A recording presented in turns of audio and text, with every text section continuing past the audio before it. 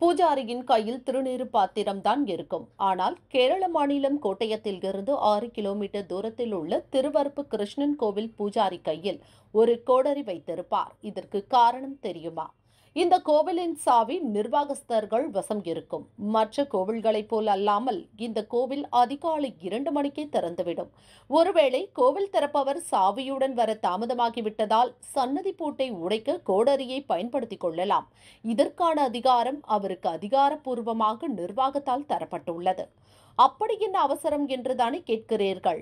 இங்கிருக்கும் சின்ன கண்ணன் பசி தாங்க மாட்டானாம். அவனை கனநேரம் கூட பட்டினி போட்டுவிடக் கூடாது என பக்தர்கள் நினைக்கிறார்கள். இதனால்தான் இப்படி ஒரு ஏற்பாடு. இந்த கோவில் காலை 2 மணி முதல் மதியம் 1 மணி வரையும், மாலை 5 மணி முதல் இரவு 7:30 மணி வரையும் திறந்திருக்கும்.